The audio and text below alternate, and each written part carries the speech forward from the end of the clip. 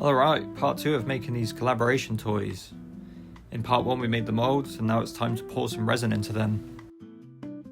I decided to start by pouring these faces out. This is some clear amber resin, and you can see I added some glow powder to the resin and a little bit into the molds themselves, just to give it a really nice surface finish. I wanted these to glow a lot. I repeated the same process over and over, mixing the resin, adding the glow powder, pouring them into these little skulls. I went a bit overboard with the glow powder on a few of them and they cured really soft. They ended up a bit like bubblegum. So I used up all the resin that I had and just made sure that we had a bunch of spares. I always make sure I've got some other molds handy, just for any leftover resin, so that it's not wasted. You can just pour it into something else instead of it just curing in the cups.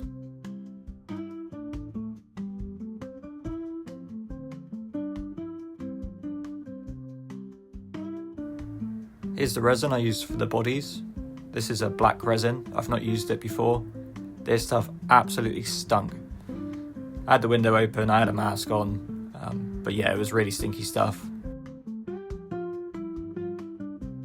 This is mixed by weight instead of by volume, so I had to get the scales out. And then this was the very first pour of the body.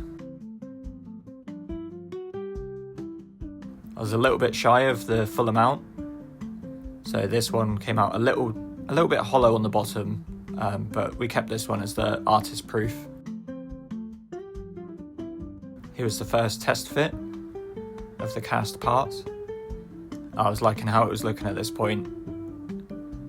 Gave me some motivation to do it over and over again. I ended up casting 11 body parts, including that first artist proof, and then we did a run of 10.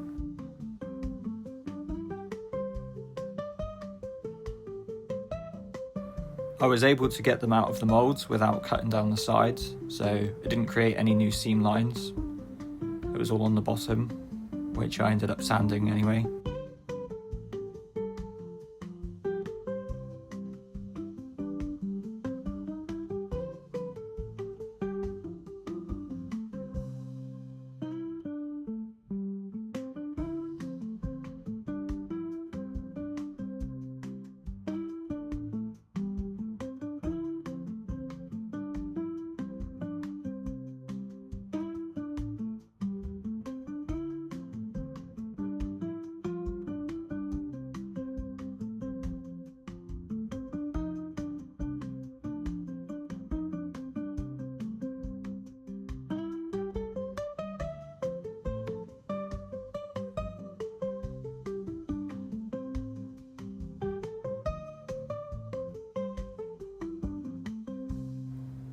I didn't bother recording every time I did it, but you get the idea.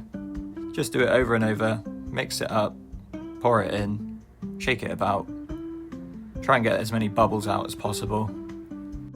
This resin also took a bit longer to cure than the other stuff.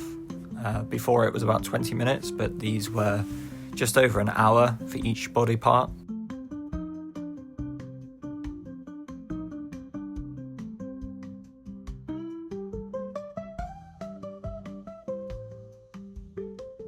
Next up, it was time to sand the back of the faces down.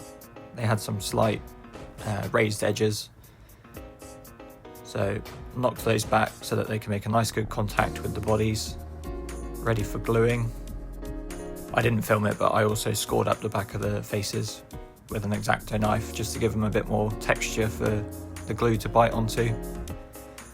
And then this was sanding down the bottoms of the bodies, where the pour spout, there was some excess resin. This also really stank. I was careful not to breathe any of this dust in as best as possible. Gave them all a little bath, nice and clean. And here are all the parts that I cast.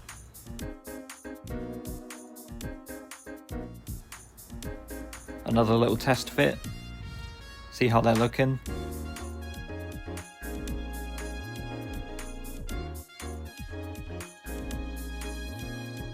And then we move on to priming.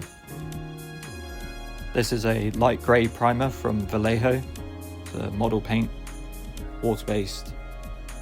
Because these bodies were black, they needed a lot of priming before we put the bright orange on the pumpkins. I initially hoped to only do about 3 coats, but I think I ended up doing 5. So yeah, carefully hand painting the primer on 55 times. Didn't drive me crazy at all.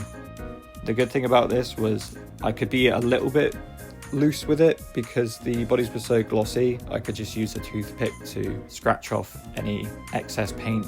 To prime and paint the eyes and nose holes in the faces, I first used a blunt needle and a little kind of squeeze bottle. This worked okay, but it was introducing a lot of air bubbles into the paint, which were popping and getting paint in places I didn't want it. So by the time I got the red paint onto the faces, I was just dropping it straight from the bottle and then using a fine paintbrush to move it around to the edges. Here's a quick look at one that's had 1 coat of the orange paint. I ended up putting on 3 quite thick coats of the orange, which was quite tedious, but in the end it was worth it. They came out nice and smooth and really vibrant. I didn't film much from this point as I had to hand paint all the spiders on the faces, which were really tiny and it was quite difficult to film at the same time. And I also airbrushed the spider webs on the sides. To finish them all off, they had a nice thick coat of gloss varnish to protect the paint and make them all nice and shiny. Check out this glow.